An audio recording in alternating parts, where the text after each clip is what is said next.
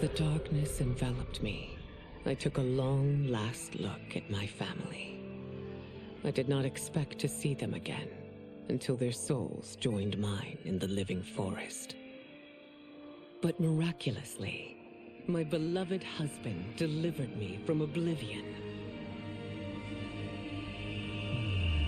Though he couldn't save my body, Jared had preserved my soul. Like him and countless others, I am now a part of Ermac. Yet ours is not a peaceful repose. The collected souls within Ermac have their own needs and agendas. Before we can speak as one, we must first reach consensus. I had thought, as the former rulers of Outworld, I and Jared would hold sway. But here we are, two souls among many thousands, fighting for the right to be heard. And if there is one thing we do well together, it is fight. We will win the right to govern Ermac as we once had governed Outworld. And we will rule for the benefit of all.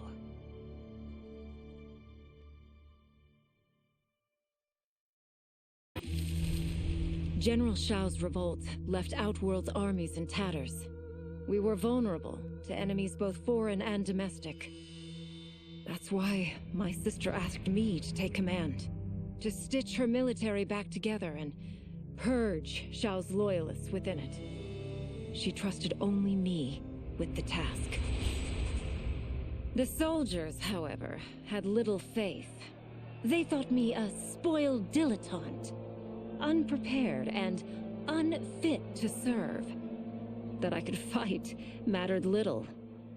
All that mattered was that I wasn't one of them.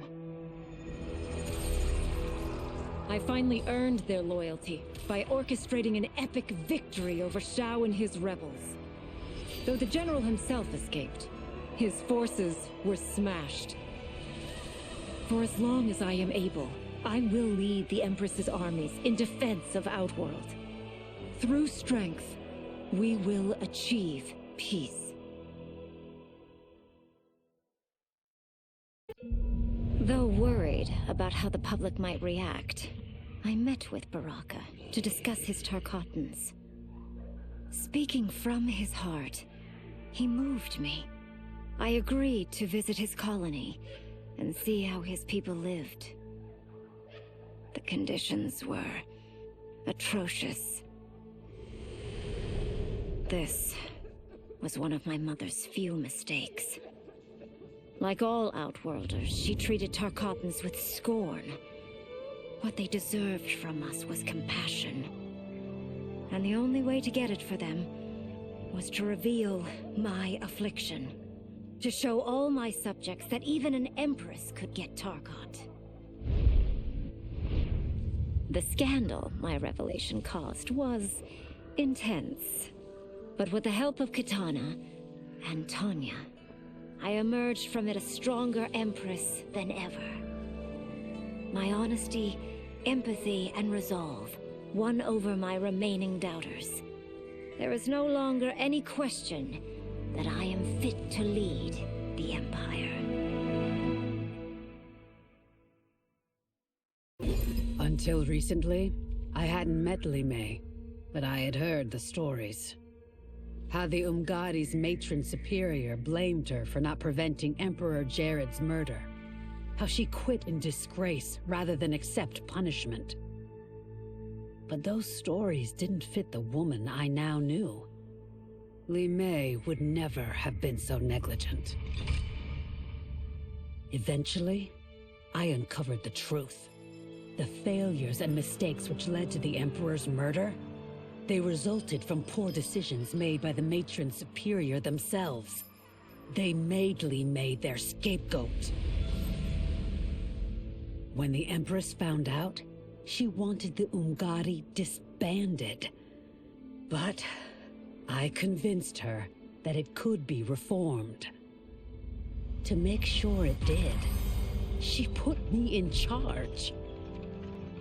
I am humbled by this sacred responsibility. The Umgadi, my sisters, they are my life. I will not let them be brought down by the acts of a selfish few.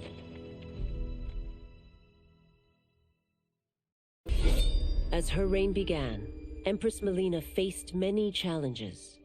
To meet them, she turned to the people she trusted. Her sister to lead her army, and me to lead her imperial police. Though I missed Empress SINDEL dearly, I was glad my ties with her family had been mended. But while it was an honor to be made responsible for Outworld's internal security, I soon realized accepting the appointment was a mistake. I'm not cut out to be a bureaucrat, nor am I patient enough to navigate the Imperial Court's politics. I was at my best patrolling Sundo's streets, when I could feel the city's pulse and serve and protect its citizens directly. That's why I resigned my post and resumed my role as Sundo's first constable. I end each day knowing I've made a difference.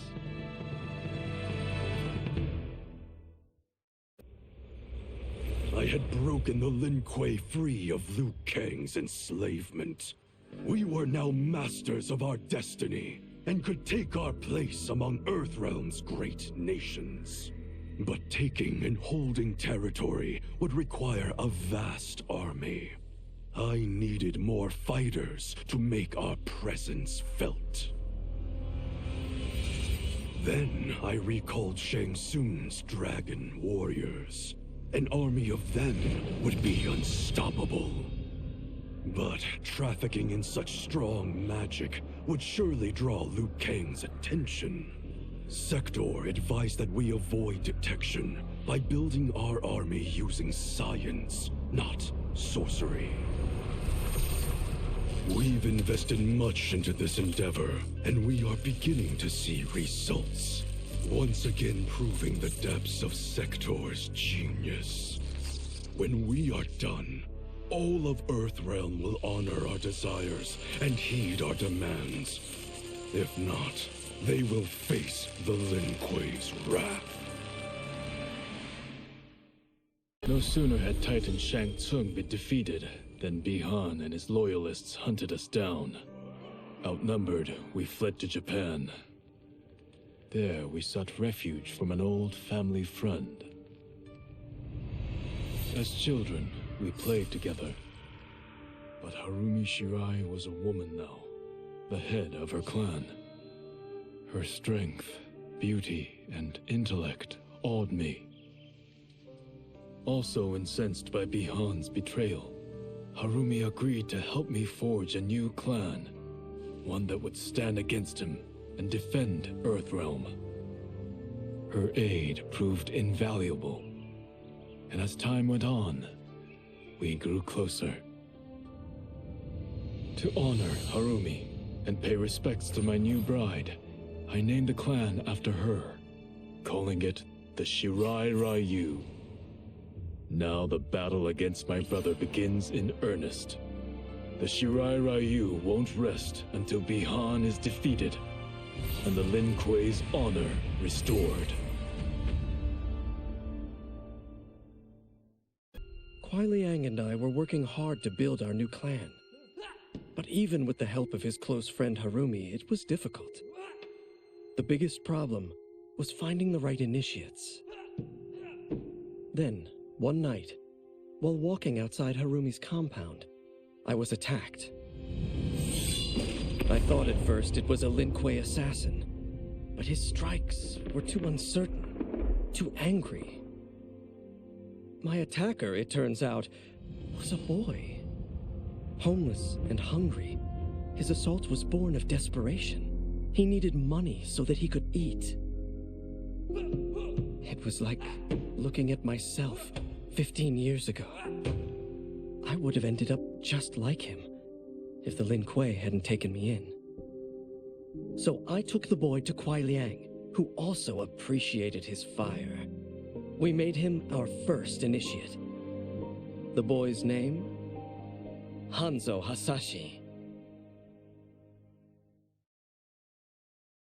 After fleeing Outworld, I hadn't expected to return.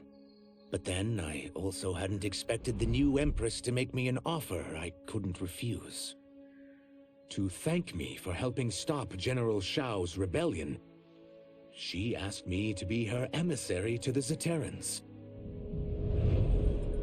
Going home, bearing the seal of the royal house, I would show, once and for all, that my mutation wasn't to be feared. That it wasn't a source of shame. To my surprise, I was welcomed. But those warm smiles hid a dark secret. I stumbled upon a trove of official records, which showed that my shape-shifting ability isn't unique. Many Zaterrans are born with it, but are killed by their government to keep it from spreading. Who started this barbaric policy? Who is now enforcing it is unknown. But I will find out. And I will put an end to this madness.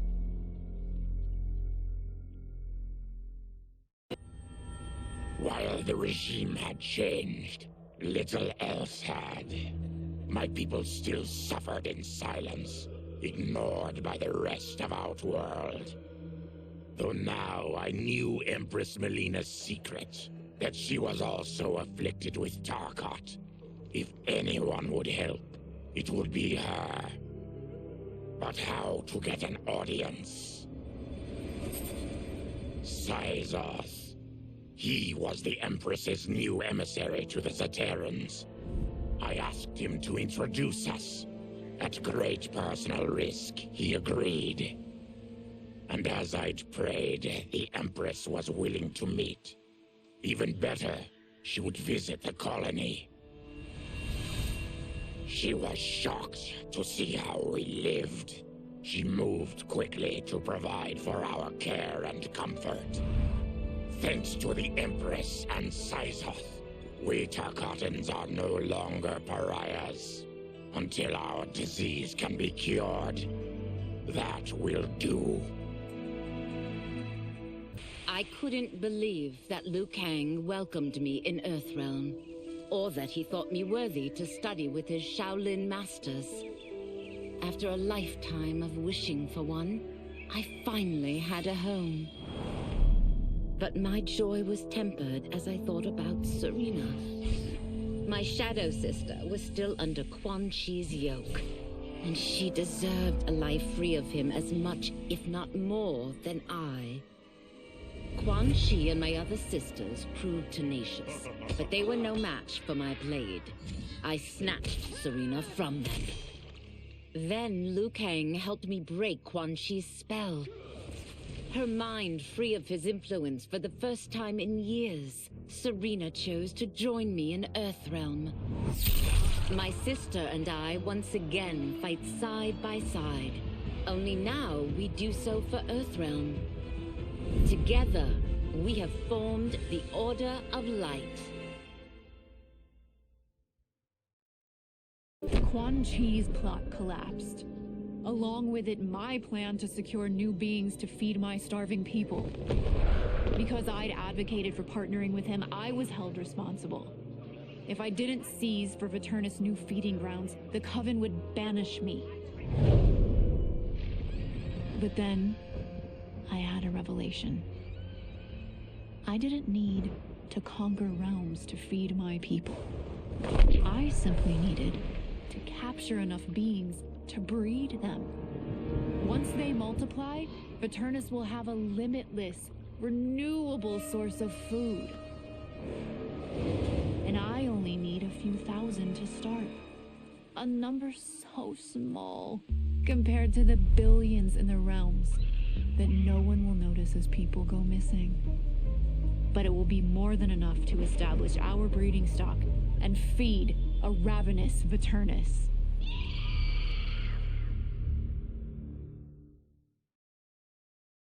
His defeat had cost me everything. For months I had furthered his plot, and now I had to start over. Saido's people were still in chains. That's when Rain approached me. On the run from Empress MILEENA, He was desperate for help. And though I'd had my fill of sorcerers, this one was different. I agreed to provide him safe haven.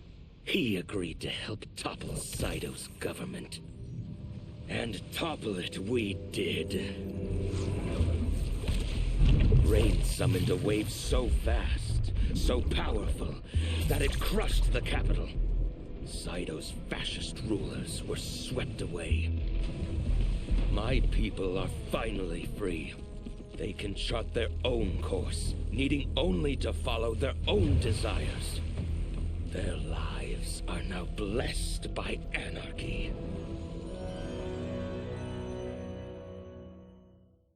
Not for my godly counterpart, I would not have survived the battle against Titan Shang Tsung. Meeting him, though, raised questions. Why did I replace him in this new era? Why was I made mortal? Lord Liu Kang told me of his Raiden's nobility and righteousness, about his steadfast leadership in the defense of Earthrealm. He also told me about Raiden's dark side, how he could be consumed by rage and cast aside the rules he otherwise lived by. Making me mortal and incapable of such anger was to keep me from following in his footsteps. Though I understood the reasons why, I felt I had been done a disservice. To survive the coming battles, I may need the edge that only great rage can bring. As the Shaolin couldn't aid me, I sought out someone who could. Someone to stoke the fire within me and teach me to master it. For this, I could have no better teacher than the Shirai Ryu's Grand Master. Shaolin Masters had me join them. They knew just how much future initiates could learn from me. Shujinko was one of my earliest. His ability to absorb anyone's powers and skills was amazing. With the right training, he could become our greatest champion. I knew that I alone could give it to him. But as his proficiency grew, so did his ego. In love with himself and his power, Shujinko became a threat to the realms. He hadn't learned humility, because I wasn't the one who could teach it.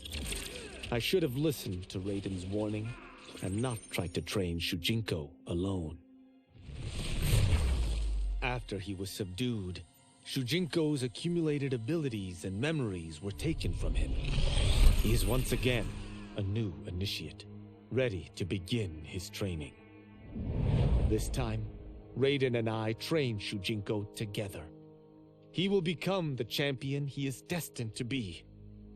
And I will fulfill my duties, humbly and cooperatively. Since this whole thing kicked off, I'd wondered why Liu Kang chose me to be a champion. I mean, sure, I was killing it as a martial arts star, but it's one thing when it's all for show. It's different when you're playing for keeps.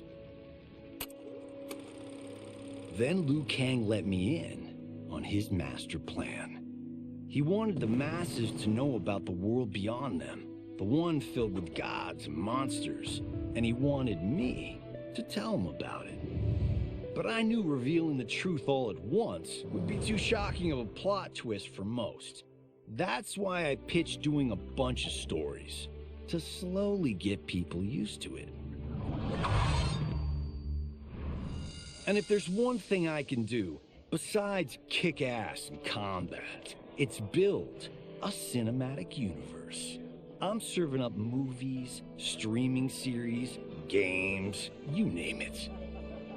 I like that I'm doing a public service, and it doesn't hurt that I'm making more than a few bucks. It's the kind of synergy that would make any studio mogul proud.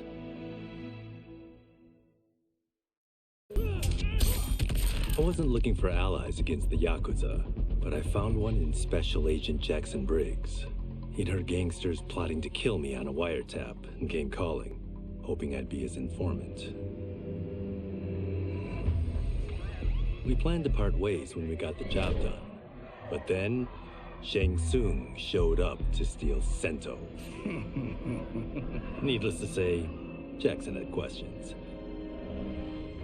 It blew his mind to hear that the stories in Johnny's movies were real.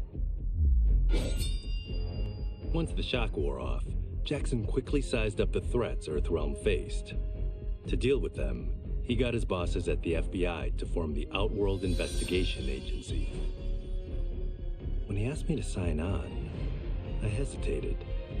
After all, me? A government agent? But it's an important job.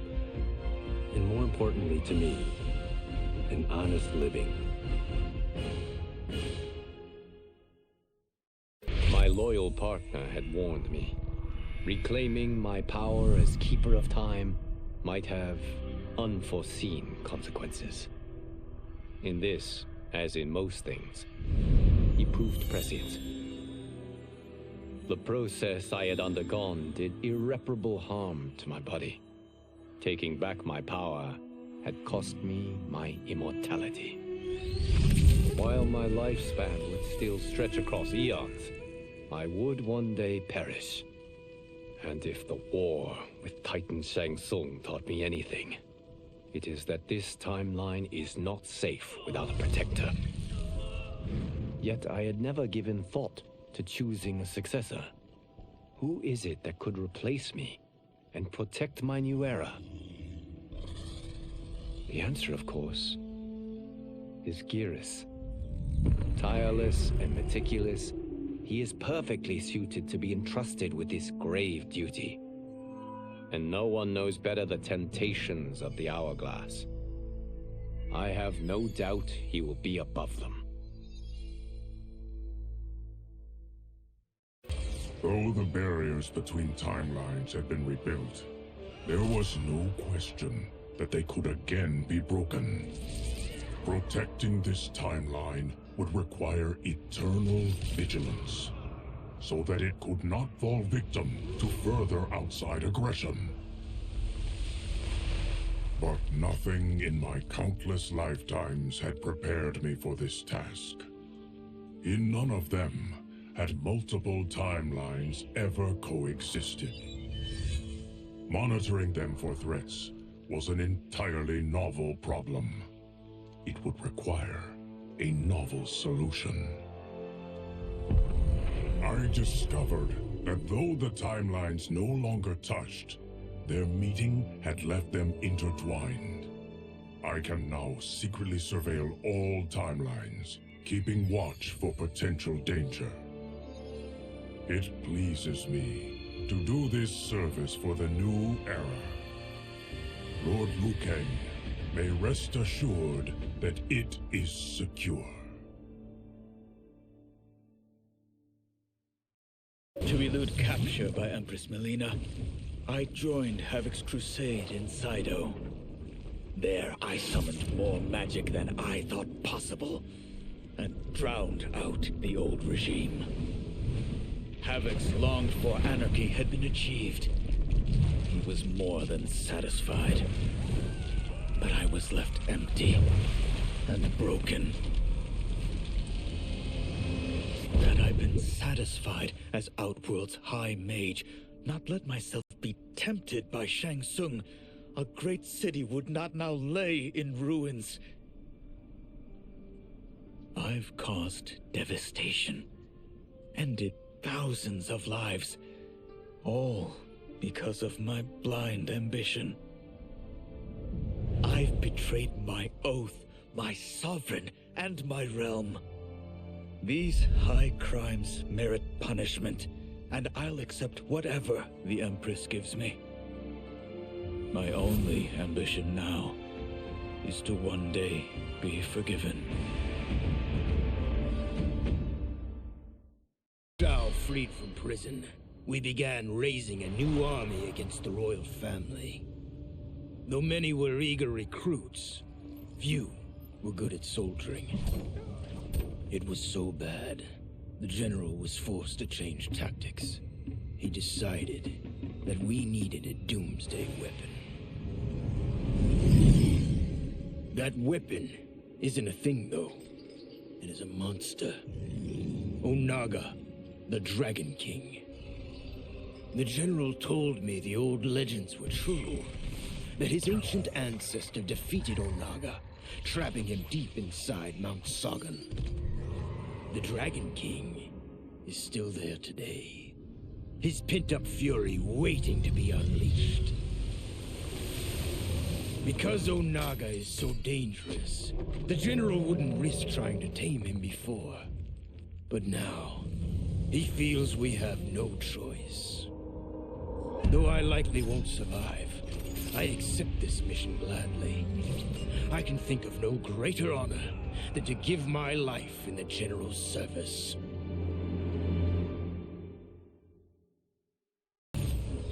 The battle had been lost, but the war isn't over.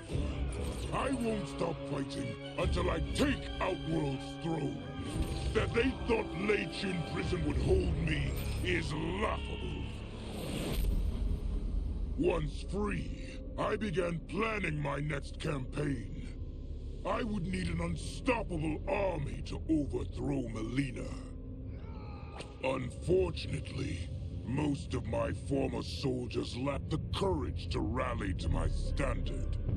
Rebuilding my army would require finding new recruits. And that task is proving easier than expected. Outworld's golden age has left more than a few behind. Without hope, without power, they eagerly heed my call to tear down MILEENA's government. Escaping Lei Chin Prison, I was hounded by the Imperial Police. I needed a place to hide and to recuperate while I plotted the best way forward. I knew the remote canton of my youth would be perfect. To escape capture, I traveled by sea. Little did I know that a gargantuan storm was brewing. My tiny craft was smashed apart. I closed my eyes, waiting to drown, hoping that the Netherrealm wouldn't claim my soul. But when I reopened them, I found myself not in hell, but on a deserted island. From its ruins, I could tell that great sorcerers had once lived there. In the caves beneath the ruins, I found what I can only describe as a well of souls. Once I learn how to wield its power, I will become invincible.